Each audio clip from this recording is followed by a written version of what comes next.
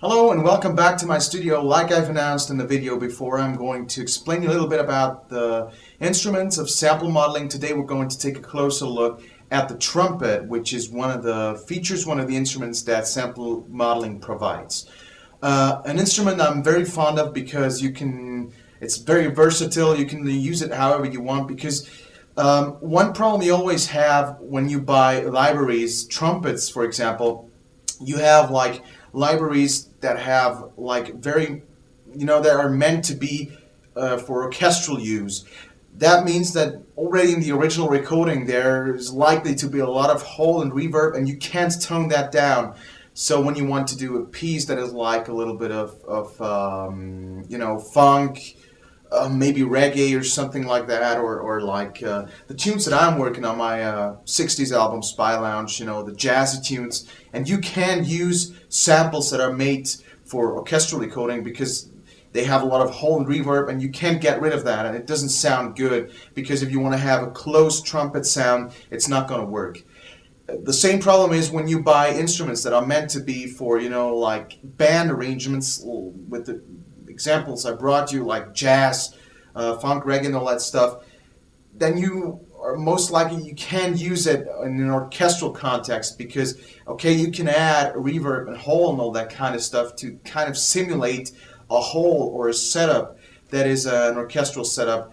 But I never really found a solution with a trumpet that provided both.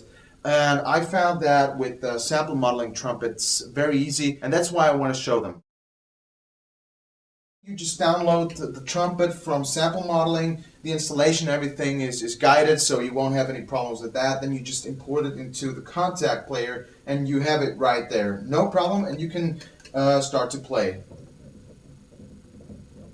Okay, obviously you can't hear anything because you have to have some kind of an input that that kind of takes control of the volume of the note and the intensity of the note. And that is the expression pedal by default. So when I press it down, then you get another tone.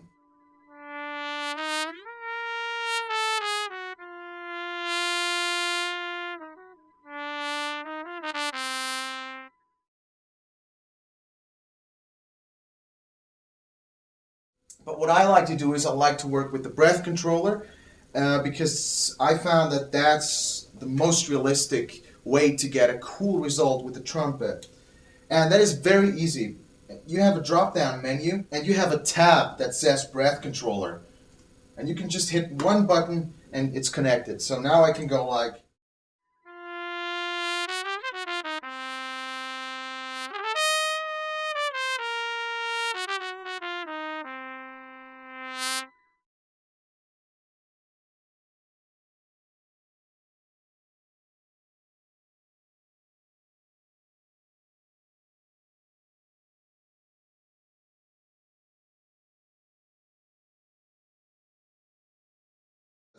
So now with the breath controller, I control the note intensity. And with the expression pedal, I now control the flutter, which is a very cool effect.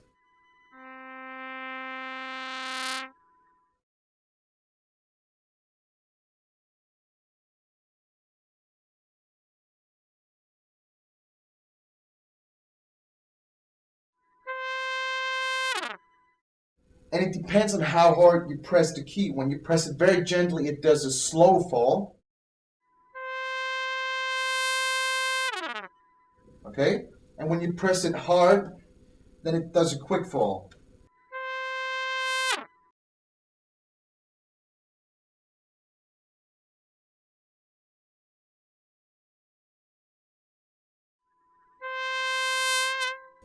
So it does a little...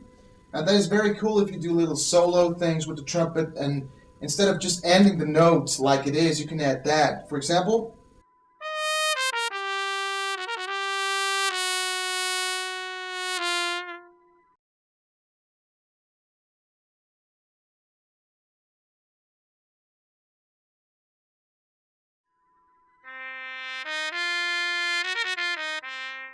It takes out some certain frequencies, and then you have a cut mute, which sounds kind of similar to the plunger.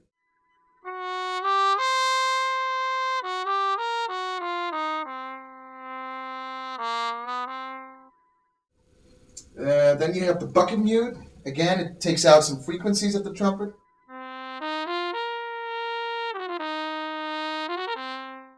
Makes it kind of softer. And then you have two other very cool mutes. You have the Harmon mute. You will recognize it's like the Miles Davis sound.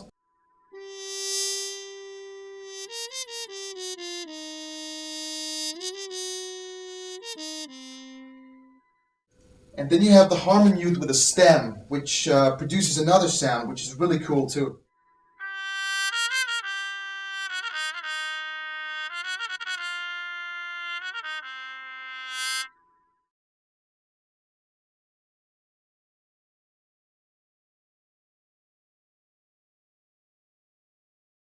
You already might have heard it when I'm playing.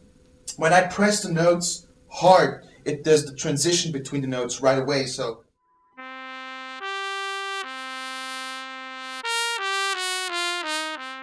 the notes change right away. Now if I press the notes gently, it does some kind of smooth transition.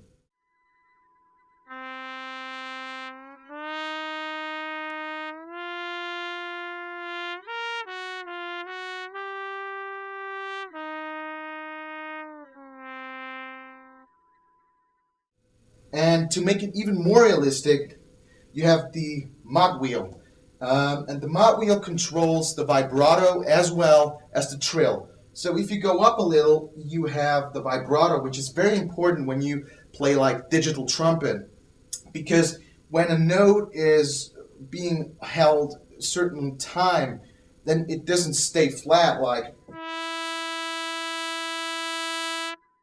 Okay, it changes a little bit. Usually a trumpet player would add a little bit of vibrato, so it would sound like...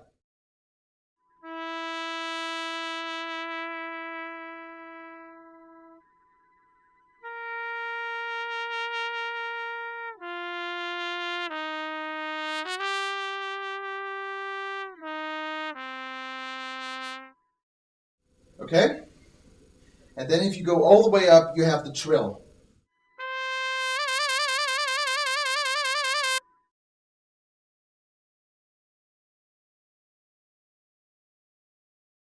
For example, you also have flugelhorn, you have piccolo trumpet, and you have three different main trumpets. The idea behind is that if you want to have some kind of a, it doesn't matter if it's a band or an orchestral setup, but if you have multiple trumpets, which is quite common when you talk about an orchestral piece, then you're likely to have multiple trumpets. Then one trumpet doesn't sound exactly like the other. So if you have the three trumpets playing the same notes, they won't sound exactly the same because the sound and the whole feel to the trumpet is slightly different with each trumpet. And so you can combine that stuff, and it also has a very nice built-in reverb. You have like the main trumpet with reverb, and that sounds really cool. You can control the amount of the reverb, and it's really amazing.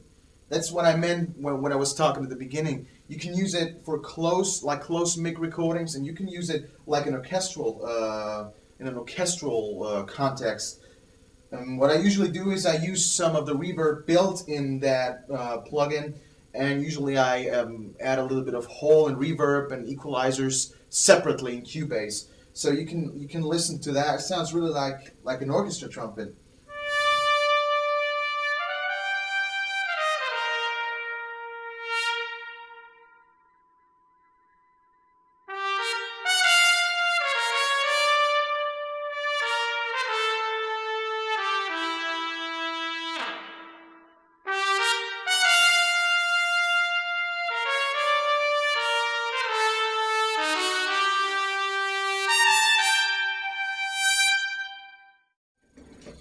So that's basically what you can do with that trumpet. It's really, really cool. I really love to work with that, and I never had that before. You know that you can just plug in the breath control, you can load the trumpet, and you can just start to play. It adds an invaluable amount of freedom and just of creativity to it, because usually when you knew you're going to do a piece with a trumpet or something, and you knew, oh, okay, I have to think about the technical limitations. I have to know a long drawn note won't be so good, and And if you play staccato, you have to watch out. And now you can just plug it in and you're good to go. You know it's going to sound good. And usually what I do is when I record something with the trumpet, I try to play with as much things I can. You know, I try to use the expression pedal. I'm working with the mod wheel. I use the key switches, and sometimes when I do blues or something, I also work with the pitch wheel a little bit. But you can then do the fine tuning in Cubase afterwards, or in whatever sequencer you use, because you have all the commands and you can really do the fine work so it sounds perfectly the way you want it to sound.